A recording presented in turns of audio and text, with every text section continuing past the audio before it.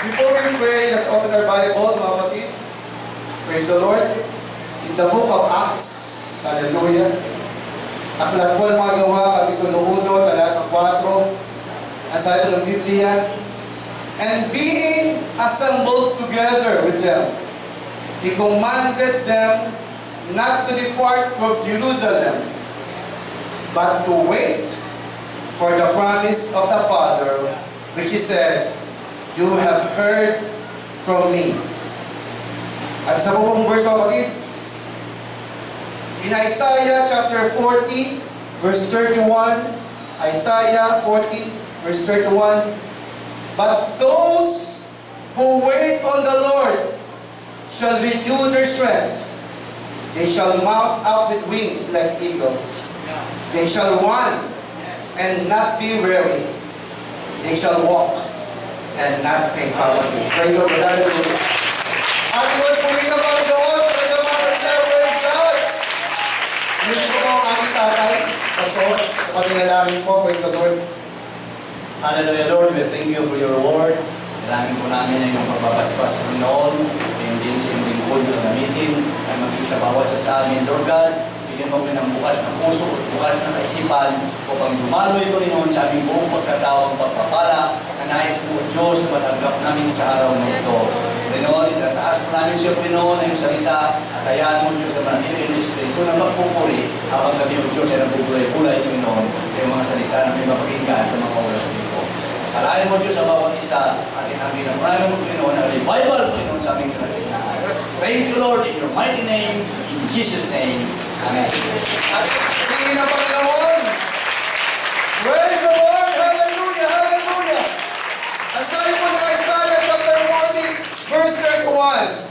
Sinabi pa ng Panginoon doon that all who wait for the Lord shall renew their strength.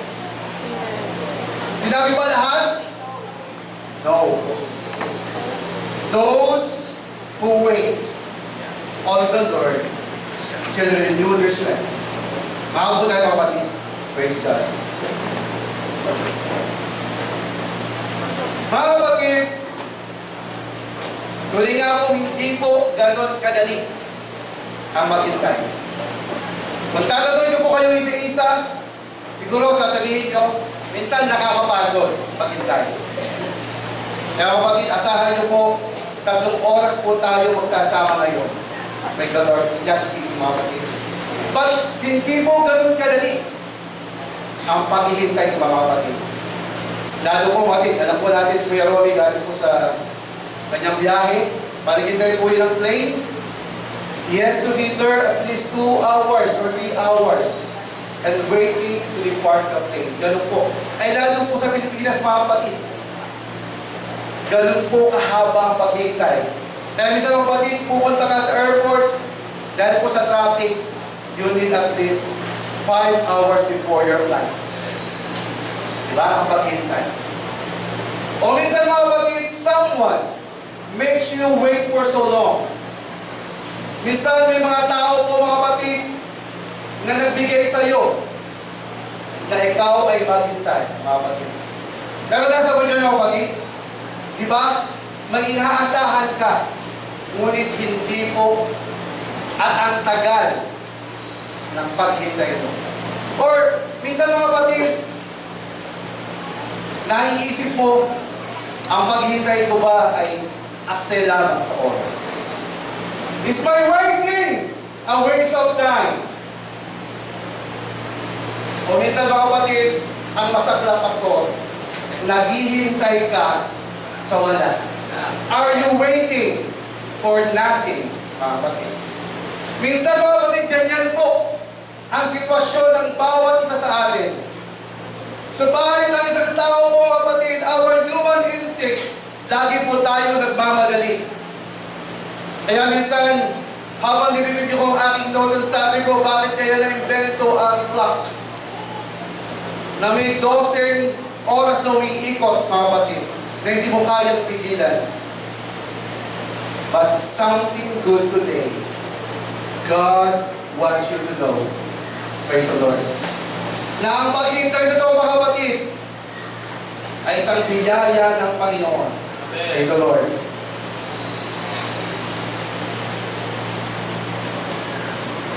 Ang sabi nga ng 2 Corinthians 12:9, my grace is sufficient for thee, for my strength is made perfect in weakness. And Matthew 11 says, come unto me all you that labor and heavy laden, and I will give you rest. Let me talk to you today. Make your waiting a miracle. Make your waiting a miracle. Hayaan mo ang iyong paghihintay ay isang biyaya, isang pagpapala, mga kapatid.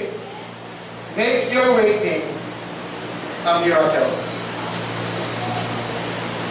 Mga kapatid, bigla po nag-struck sa akin ang isang istorya. Isang Chinese bamboo story, mga kapatid. Dahil sa aking pag-aaral, bigla po nag-struck sa aking isipan ang istorya ng bambong to.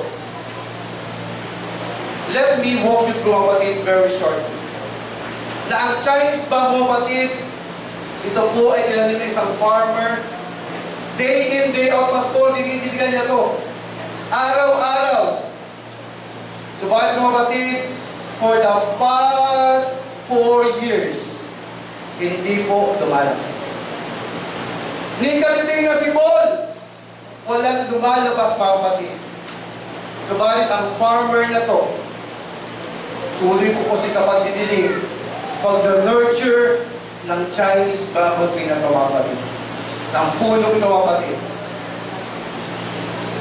On the 5th year, mga kapatid, napalundag po siya sa tuwa ang farmer na ito. Sapagkat may sumibol po, mga 6 inches lang. Napalundag siya sa tuwa. Yes! After 5 years, may sumibol. Kahit kaunti, mga kapatid. Kaya kapatid, naroon lalo kung diniligan at nurture ng farmer na ito, ang Chinese bamboo, mga kapatid. Ano nyo, mga kapatid? After 6 weeks, ang bamboo po ito, every week, tumataas po siya ng 10 to 15 feet.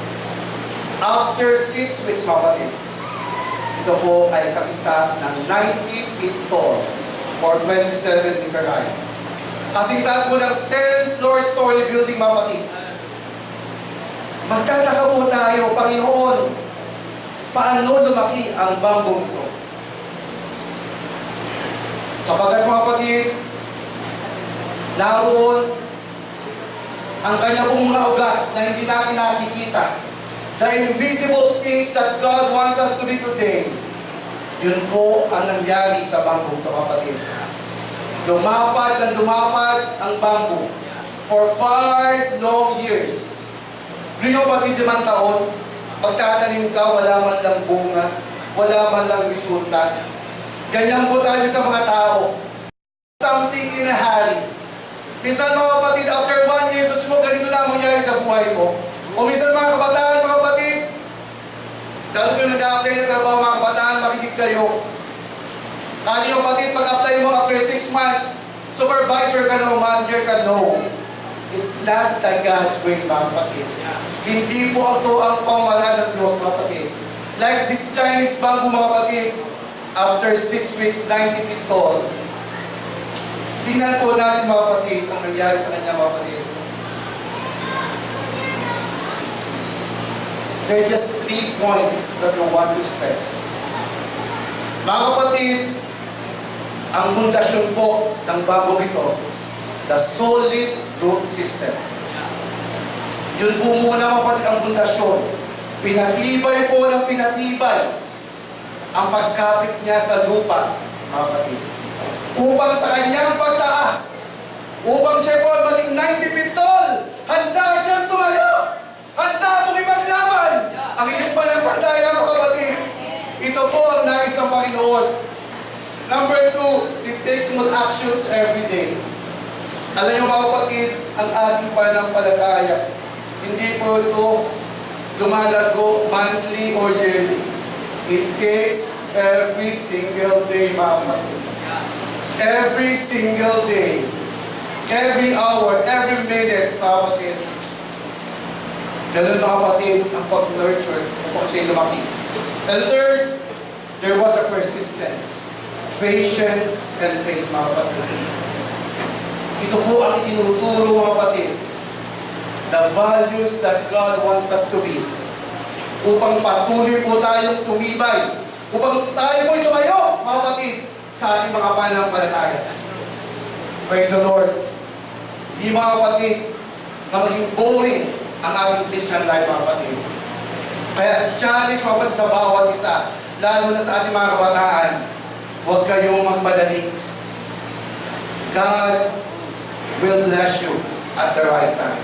Praise the Lord. Ano po palakpakan ng Panginoon? Praise God. Hallelujah. Sa Biblia mga kapatid, nakita po natin na si Abraham, alam po natin ang matagal niyang paghihintay. Alam niyo mga kapatid, kung babasahin niyo po ang kasulatan sa ng Biblia, at 85 years old, wala po pong anak si Abraham at Sarah. Wala pa silang anak. Subalit, ang sabi ng Panginoon, Abraham, you are the father of many nations. Pagpapalain kita, Abraham. Tingnan mo ang kalawakan, kung gano'ng karami ang mga stars na yan. Ganon karami ang iyong mga bansa. At 86 years old, mga kapatid, after 1 year, tinukso po siya ni Sarah. Sabi ni Sarah, Abraham, this is my handmaid Hagar. Para magkaanak tayo. Sipingan mo si Hagar. At 86 years old. Lalo mga kapatid, hindi po nakapaghintay si Sarah. At ang sinasabi mo ng kasulatan, nagkaanak sila. Ang pangalan ay Ismael. Na ito po mga kapatid, ay anak sa laman mga kapatid. But mga kapatid, after 14 years, mga kapatid, lumapit muli ang Panginoon kay Abraham. Abraham, pagpapalain kita. You are the father of many nations. Kaya mga kapatid, ang sabi ko ng ating text ko, in Genesis 17:16-17, and I will bless her and give you a son from her. Yes, I will bless her richly, and she will become the mother of many nations. King of nations will be among her descendants. Then Abraham bowed down to the ground, but he loved himself in disbelief. How could I become a father at the age of 100? He thought.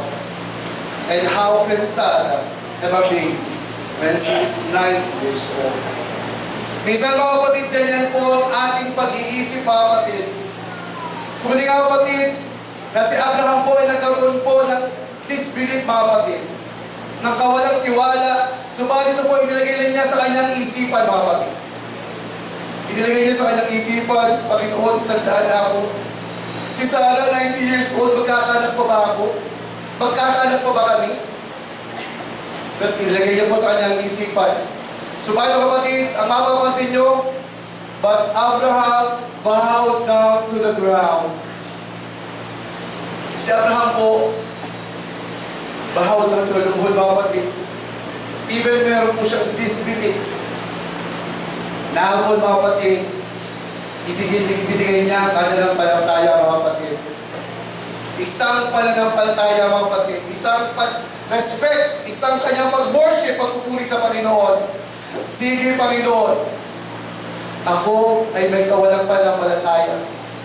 But he bowed down to the ground upang ipakita niya ang kanyang pagpupuri sa Panginoon. Naroon din mga kapatid, he just keep it to himself mga kapatid.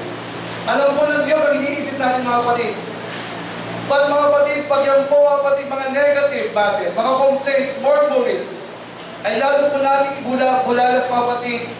You are just losing the power of God to move in your life mga kapatid. Tunay po kapatid, lahat po tayo, bilang isang tao, tayo ay nakakaramdam ng kawalang pananampalataya mga kapatid. Subalit mga kapatid, si Abraham ay nakaramdam din bilang isang tao. At naroon mga kapatid, he gave it to God. Abraham wait even though he does not know how it will happen. Abraham kept the promise of God at right time. Hindi po alam mga kapatid ni Abraham, sige Panginoon. Yan mga kapatid, ang attitude na nais po ng Diyos sa bawat sa atin. Minsan may mga bagay na hindi po natin nakikita, hindi natin napapansin. Kumikilos na lang ang Panginoon, hindi pa natin nalalaman. But today mga kapatid, we have to wait and see the power of God, mga kapatid. Hallelujah. Let us clap our hands to God. Hallelujah. Praise the Lord. Naroon mga kapatid, si Noah. Alam po natin mga kapatid, ang istorya po ni Noah. Upang simulan niya ang paggawa ng arko. When he started this mga kapatid, he is 500 years old. 500 taon po si Noah at that time mga kapatid. Siguro magtataka po tayo, gano'n pa kalakas pa sa 500 taon tatay Joaquin. 500 years old na tatay. But God moved and found grace in Noah. Kaya po pala itinuro po kay Noah ang pagbuo ng barko. Hindi naman po si Noah isang naval architect. Hindi naman po siya magagawa ng barko mga kapatid. But God found grace in Noah. Ito po ang kailangan natin mga kapatid. Bawat isa po sa atin na binigay ang biyaya ng Diyos, atin po matititong i-discover and explore. Hallelujah. Sayang mga kapatid ang panahon, kundi po natin makikita ang biyaya ng Diyos sa buhay natin. Kaya kapatid, makikita po natin, after 100 years, inunaw po sa tubig ang mundong ito, kapatid. Handa ka ba maghintay ng 100 years, Sister Yemen? 100 taon upang makita mo ang biyaya. But Noah wait upon the Lord. Yes. Praise the Lord. Naroon mga kapatid, we need to listen to God's instruction. Naroon si Noah followed God's why to build the ark. Noah kept deep and solid foundation with his family. Kailangan kapatid upang tayo manatili. We have the deep and solid foundation, not just in yourself, but to keep the family. Keep the family intact, mga kapatid. Ito ang pamilya ng Diyos, mga kapatid. Ang iyong pamilya, physically, ay kailangan buo, mga kapatid. Kaya po nakatagal si Noah for 100 long years, mga kapatid. Noah just keep on walking and working with the ark. Siya po ay patuloy na nangangaral, nagpapahagi, nagtatrabaho, mga kapatid. Nag-spend po siya hindi po sa mga mga bagay, mga kapatid. Kundi siya po ay nagtatrabaho sa plano ng Diyos, mga kapatid. Kaya bawat isa po sa atin, nais po ng Diyos na patuloy na lumakad at magtrabaho sa harapan ng Diyos. Noah's wife kept his wife to wait for God's judgment to come. How about your wife? Why are you serving God today? Do you know, mga kapatid, every single day? Bakit nga ba ako sumisimba at lilingkod sa Panginoon? Minsan ba araw-araw kinakatanong mo, Lord God, kumusta ang aking paglilingkod sa iyo? And this is the why of our life. Praise the Lord. Next, mga kapatid, alam po natin, si Moises iligtas po ang bayang Israel. Makikita mo ulit ang mapa ng bayang Israel, mga kapatid, from Egypt. Ang nakalulukot, mga kapatid, from Egypt, mga kapatid, dito po dumaan ang bayang Israel at nagpahirot-irot po sa wilderness. Kung tutusin, mga kapatid, this is the normal road of the caravan where Joseph, kung saan po pinagpili si Joseph, papunta kang Potiphar, mga kapatid. 250 miles lang po yan, mga kapatid. And they can walk only for 2 weeks.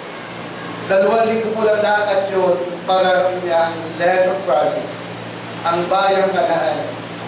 Subalit, mga kapatid, bakit hindi ginawa ng Diyos na dumaan sila doon sa shortest road going to Kanaan?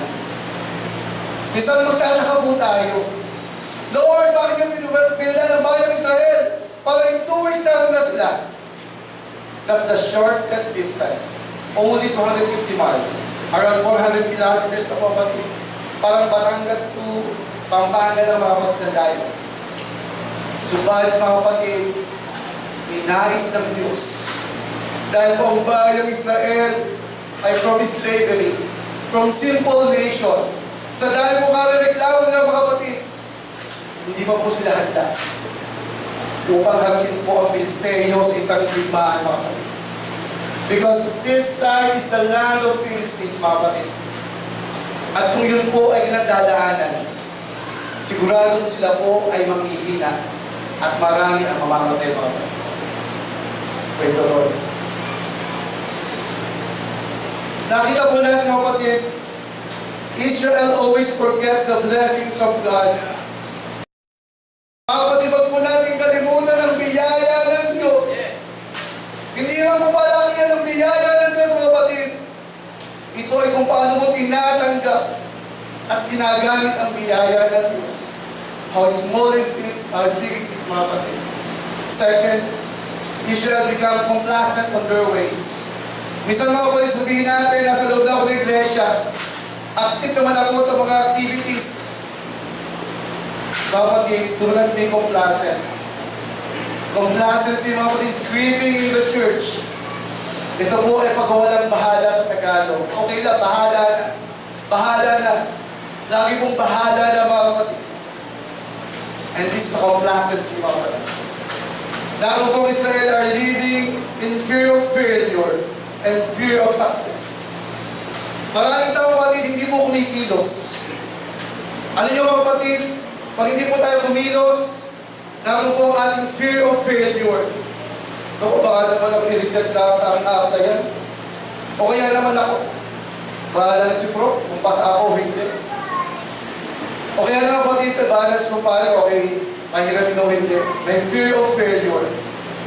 O magsisir kayo sa daan ng Diyos, dahil yung kinakabahan ako eh.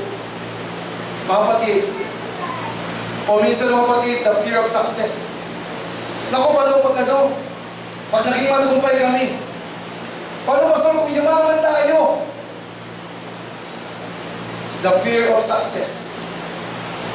Sapagkat alam po ng bayang Israel na hindi sila pababayaan ng Diyos at makakarating sa land of promise. Kapatid. Israel keep murmuring, complaining, and discontent. Yes. Israel are not focused in God's ways of commandment. May mga bagay, mga kapatid, na nais buhay ng Diyos sa buhay natin, mga kapatid. Pag hindi po tayo naghahanda, hindi po tayo nagfo-focus, hindi po natin pinapansin, mga kapatid. Praise the Lord. Yes, the good thing, Israel are now established as a nation. Kung tinignan mo pang mapa, ito pong bagong mapa. Wala pong lupain ang bayang Israel, mga kapatid, before 1948. May 14, 1948, dun po sila binigyan. At sila may kinilala na isang bansa, mga kapatid. May 14, 1948 lang. Sapagkat sila po yung kalat-kalat, mga kapatid. Ganun po ang nangyari sa bayang Israel. Broken nation. Devastated nation, mga kapatid. But May 14, 1998, God gave the land of Israel, mga kapatid. Na kung yelo yun ang binigay ng Diyos sa kanila. At makikita po natin kayo, mga kapatid, one of the powerful nation in the world. Ang bayan ng Israel. Sapagkat, mga kapatid, for more than 1,000 years, mga kapatid, dumanas ang bayan ng Israel ng affliction, infirmities, ng kahirapan, mga kapatid. Dinaanan po nila lahat ng hirap, mga kapatid. And this is the foundation that God wants us na makita po natin. Praise the Lord. Kaya po ibinigay sa kanila ang pangako. Kung tatanungin ko po kayo, nasabi nga po, how do you feel while waiting? Di ba minsan frustrating? But mind you guys, mind you mga kapatid, it can be transforming. Yes. Waiting is a part of our life and God's tools to develop us. But while most of us are in hurry, it's in God is usually not in hurry. Mga kapatid, isang po lagi tayo nagmamadali. But God wants to develop us today. God wants us to bless us today, mga kapatid. Nais po ng Diyos pagpalain tayo lagi, mga kapatid. Praise the Lord. Let us clap our hands to God. Hallelujah. Praise God, praise God. Eh bakit nga ba talaga kailangan natin makita? Why God makes us wait? Number one, mga kapatid, waiting reveals our true character. Waiting reveals our true character. Ang marunong mo maghintay, mga kapatid, doon ka nakikilala ang tunay mong pagkatao. It will bring your best or it will bring your worst, mga kapatid. Makikilala, mga kapatid. Kaya, mga kapatid, panghawakan po natin ang ating pananampalataya. Naroon pa tayo, kapatid, bring our best. Are we bringing our best while waiting for God and working for God? O habang tumatagal, we are becoming worse, mga kapatid. Sana hindi, mga kapatid, na lang aking puso. That we bring out our best. Discover ourselves, mga kapatid. Discover the power of God in your life. Mga kapatid, yun po ang nais ng Diyos sa bawat sa atin. Minsan, mga kapatid, isa rin po ako interviewer. At pag marami pong aplikante, mga kapatid, simple lang po ang aking ginagawang interview. Ang sabi ko sa mga aplikante, ito, mga young people, just a before you. I'm looking for talent, mga kapatid. Means attitude, mga kapatid.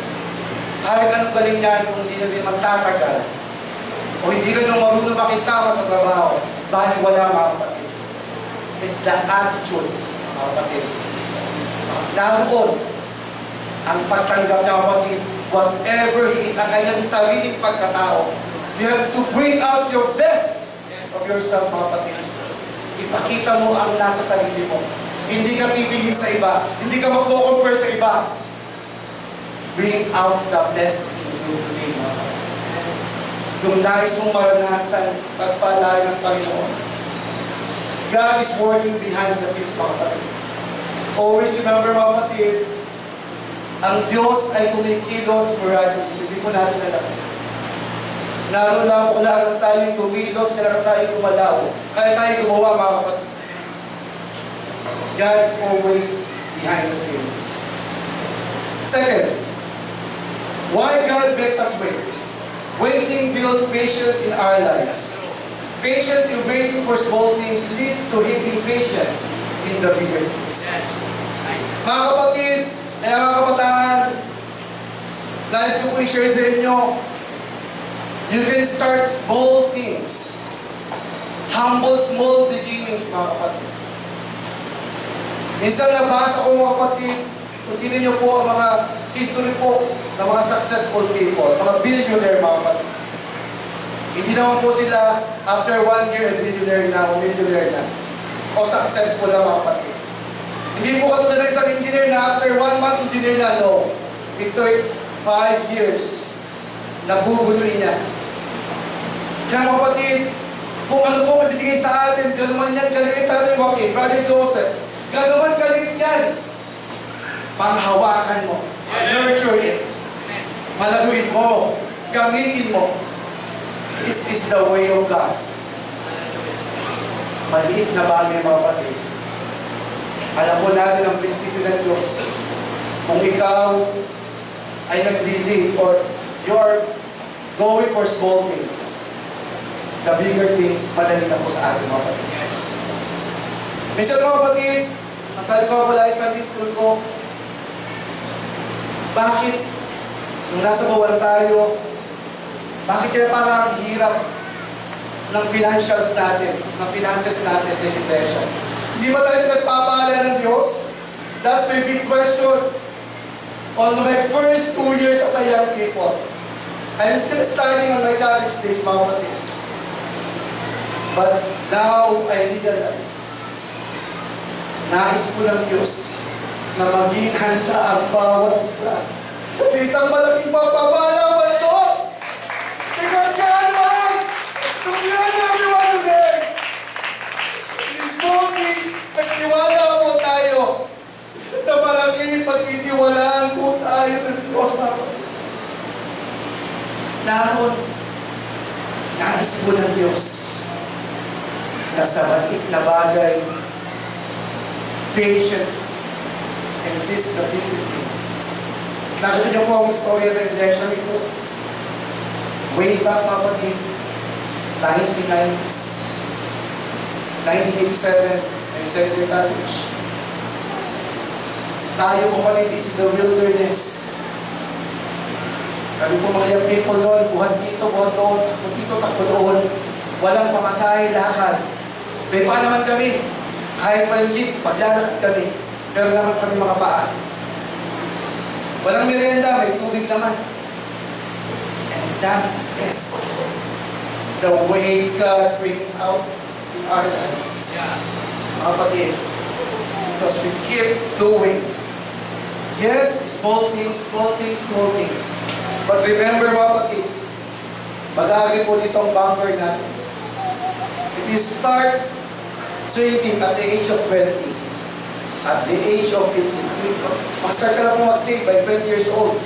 Mag-ipon ka lang po sa bangko ng at least 500 to 1,000 pesos. After 30 years, mga kapatid, you are a millionaire. What does it mean, mga kapatid? You see with our spiritual life, maliit na bagay man yan. Ginagamit sa Bible study, worship leader, song leader. Mga kapatid, hindi po ako makakaharap sa inyo, hindi po sa Panginoon. Yes, I'm an honor student in my elementary and high school days, but I can't speak. I cannot speak in front of people. Always my classmates dyan, lumaban ka sa Supreme Student Assembly, but I said myself, I can speak. I have my potential here, but I cannot speak like Moses. But God developed me when He called me, mga kapatid. May pagpapala pa lang Diyos. God will use me differently, mga kapatid. Hallelujah. Kaya kapatid, let us praise the Lord today. Hallelujah. Praise God! Hallelujah!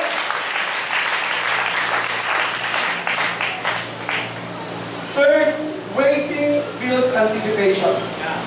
Why do children get so excited over Christmas? We tend to appreciate things the longer we have to wait for them.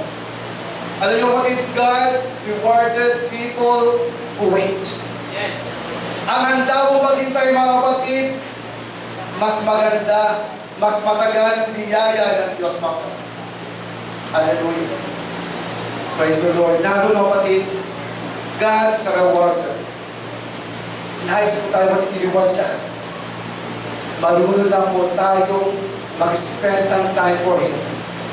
Habang naghihintay po tayo sa pagbabalik ng Panginoon, minsan tingnan po natin, ano ba ang mga ginagawa ko? I'm working with God. Kumusta ang buhay ko? Tingnan po natin, mga kapatid.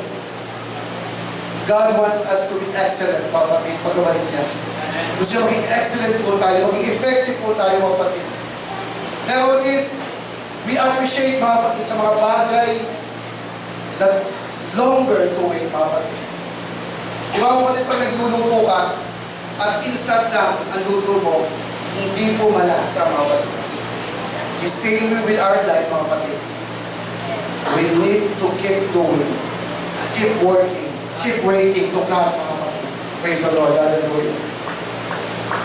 Pang-apat, mga kapatid, waiting transform ourselves.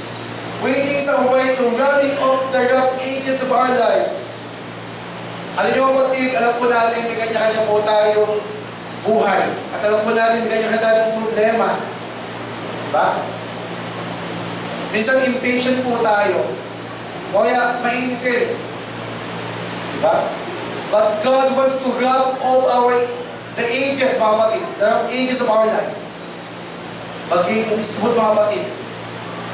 At lalo kapatid, nais mo ng Diyos na siya po ang mag-control ng ating buhay.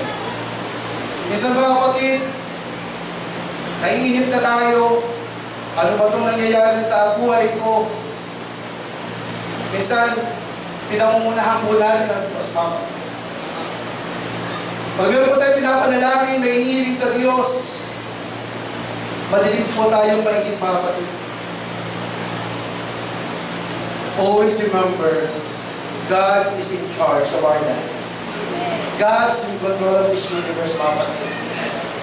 Nais po ng Diyos, makita po natin na siya po ang may control ng buhay natin, mga kapatid. Hindi po tayo kumukontrol ng buhay natin sa pananampalataya. Ibigay po natin sa Diyos, mga kapatid. Give to God the whole. Diba? Buo, mga kapatid. Hindi po full faith, but whole faith to God. Buong pananampalataya, mga kapatid. Yung po ang nais ng Diyos sa atin. Kaya mga kapatid, wag po kayong, minsan painful po yan, di ba? Kinokorek po tayo ng Diyos. Iwagan po siya ng mga tao, ng mga leaders. Minsan masasakit, narinig natin sa pangangaral, sa Bible study, o minsan sa pag-review, mga kapatid. Let it be, mga kapatid, because God is in control. Nais po ng Diyos na lubusin siyang makilala, lubusin mo siya makilala sa buhay mo, mga kapatid. At sabi nga ng Psalms 130, verse 5 and 6, I wait for the Lord, my soul waits. In His word, I put my hope. Ilagak po natin ang ating paghihintay, mga kapatid, ang ating kaluluwa. Sa paghihintay po natin sa blessings ng Panginoon. Praise the Lord. Last, mga kapatid, why God makes us wait. Waiting builds intimacy and dependency upon God. Success in life was directly proportionate to God's people, intimacy and dependency upon God. Alam niyo mga kapatid,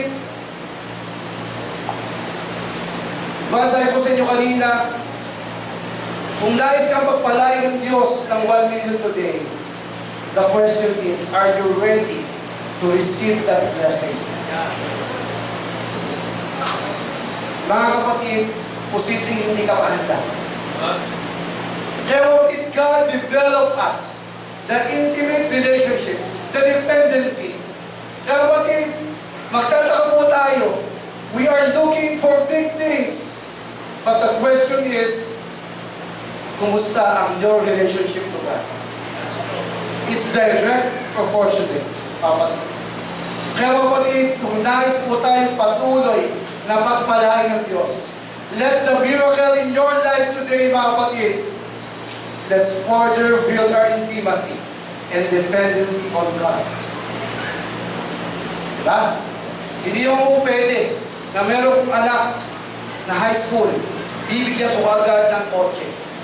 Eh, hindi pa siya marunong mag-drive. Hindi pa po siya handa. Diba? Ganun po ang nais ng Diyos sa buhay natin. Na maging handa po tayo.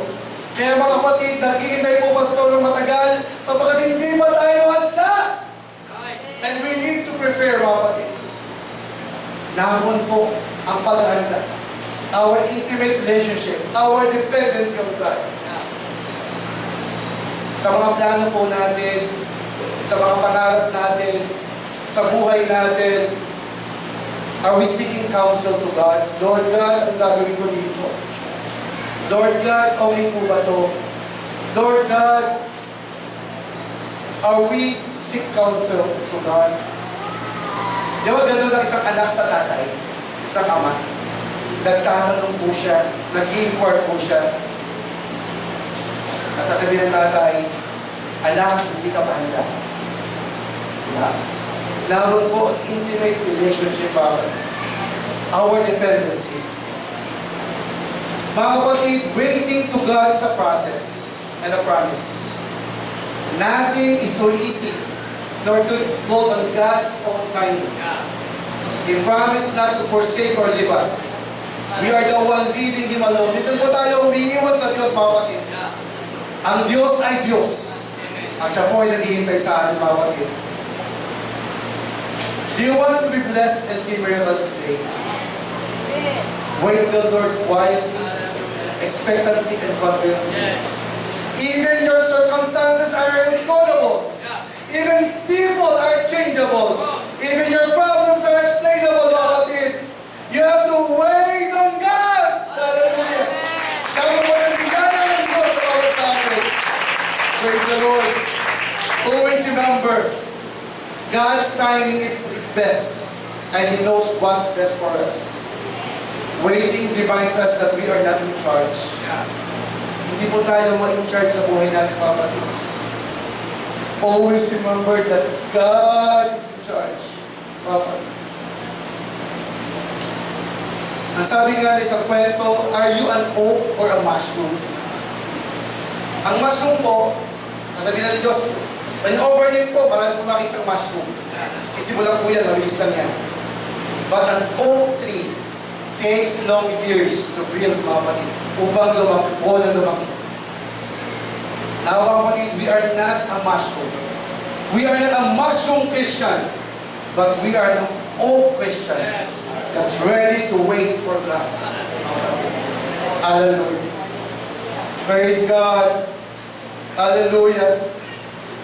Mga kapatid, I will end my preaching in the story of prodigal father. Alam po natin ang kwento ng prodigal son, di ba? But I want to end on a prodigal father. This is really an inspiring story, kapatid. Ang sabi po, kapatid, ng sa prodigal, meron po siya dalawang anak, di ba? Ang isa pa, naitapunin na kanyang mana. Father, give me my portion. Because this son wants to go overseas, to go abroad, upang waldasin po ang kayamanan.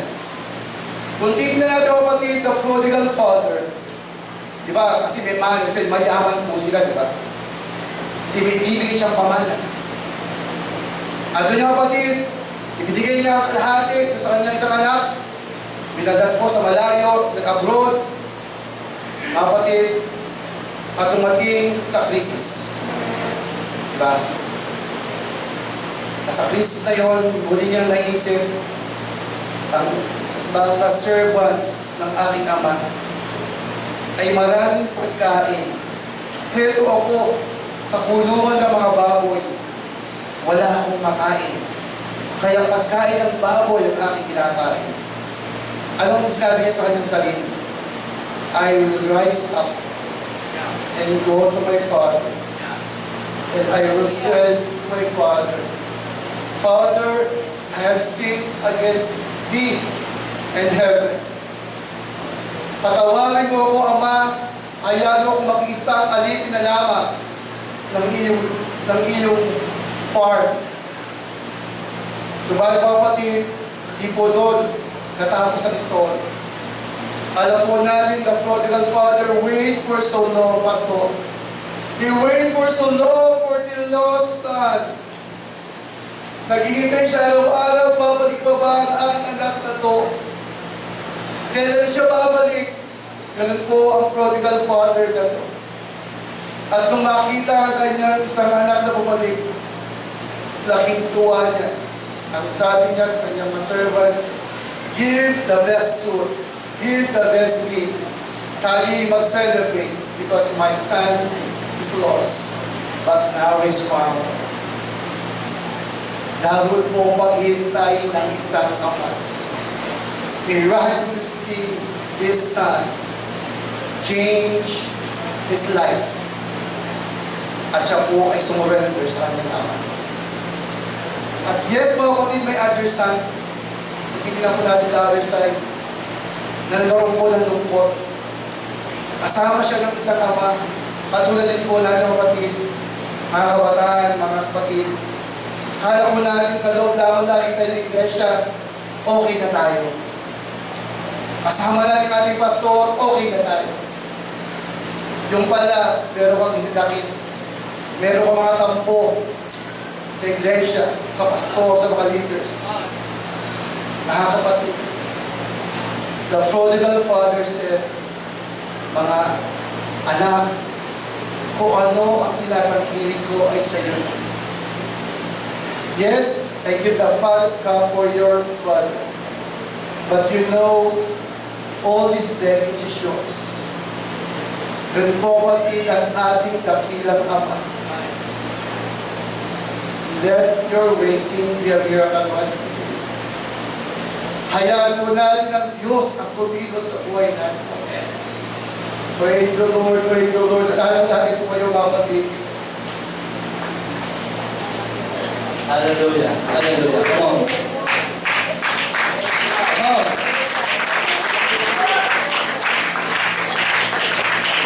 Hayaan natin ang ating pagmuntay ang magbibigay sa atin ng iba. Minsan, ang sabi ng mga maral, nakakapagod ang maghintay. Nakakain. Pero hindi ka ninyo alam, mga kapatid, na sa panahon ng ating paghintay, ang hindi natin alam, ang Diyos mo ay gumagawa ng hihim sa ating buhay. Hallelujah!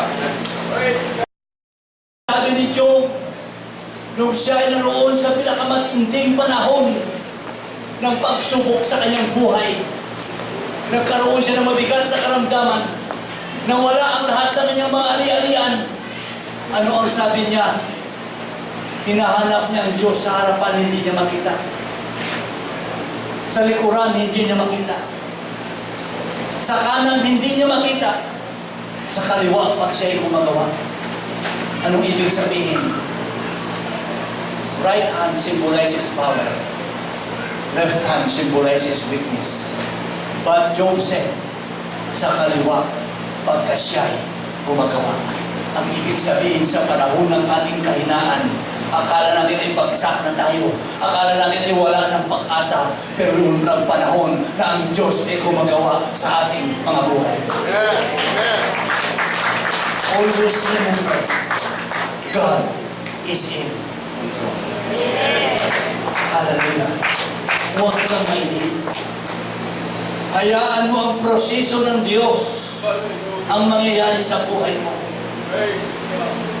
Man's infirmity is God's opportunity. Nagtatanong tayo, Panginoon, bakit nangyari ito sa buhay ko?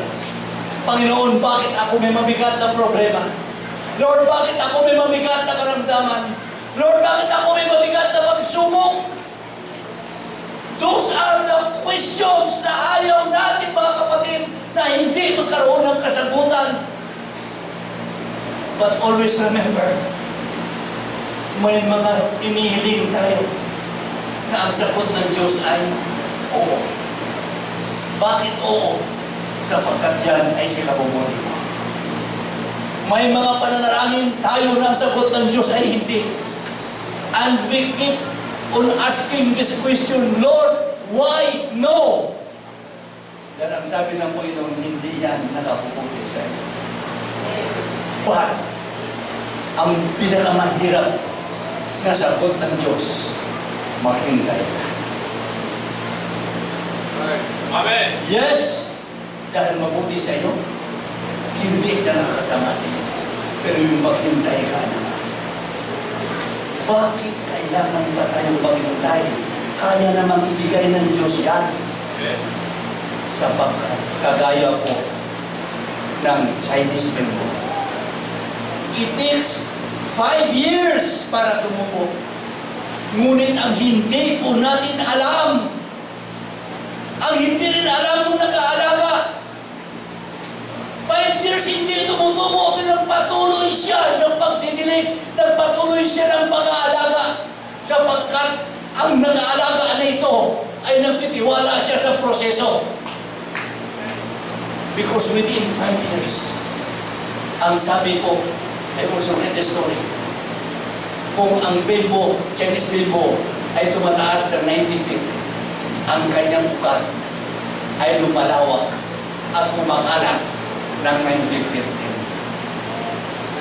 Anong ibig sabihin? Bago ka ikatatag ng Diyos, mataas. Gusto ng Diyos na tumalag ka ng panalig.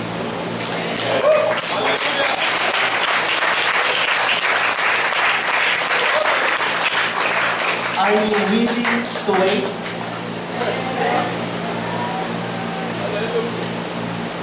Ang mga matataas na kusali na yan, kung yan man ay 100 story, I believe, hindi ako arkitekto. Pero ang pagkaalam ko, ang pundasyon niya ay 40 stories. Pababa. God, Sister Gina, nais niyang mag-antay ka sa kanyang tamang panahon. Lord, matagal na ko nag-antay, bakit wala pa? Hey!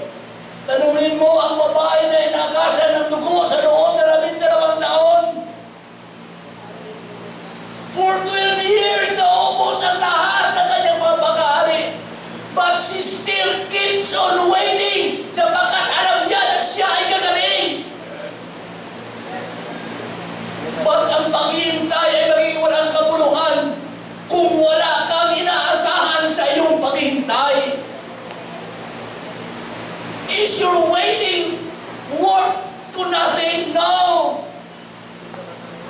Kung matagal ka ng panahon naghihintay, ulit wala pa, nakalimutan mo na maghintay ka kasama ang Diyos.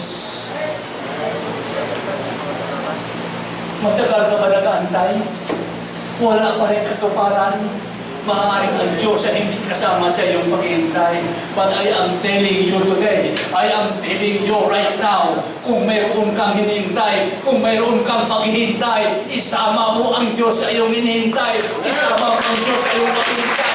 Naghihintay ka na nakalingan. Isama mo ang Diyos sa iyong paghihintay. Naghihintay ka na kasagutan sa mga problema mo. Isama mo ang Diyos sa iyong paghihintay. Oh! Make your waiting a miracle. This woman with an issue of blood for 12 years, she kept on waiting. And her waiting became a miracle. Sapagkat noong makatagpo niya ang Panginoong Hesus, ang sabi niya, may puman lamang ang laylayan ng kanyang damit, ako ay gagaling. Meron ba tayo? Abutin mo ang laylayan ng damit ng ating Panginoon. Ang ibig sabihin, abutin mo ang Diyos sa pananampalataya. Lord, may kailangan ako. Lord, may karamdaman ako. Lord, may problema ako. Kung kapag mo sa akin, Panginoon, hindi. Alam ko hindi yan sa ikabubuti ko. Kung sagutin mo ko ng buo, Lord, alam ko na mabuti sa akin. Pero kung sagutin mo ko maghintay, Lord, kasama ka sa akin paghintay.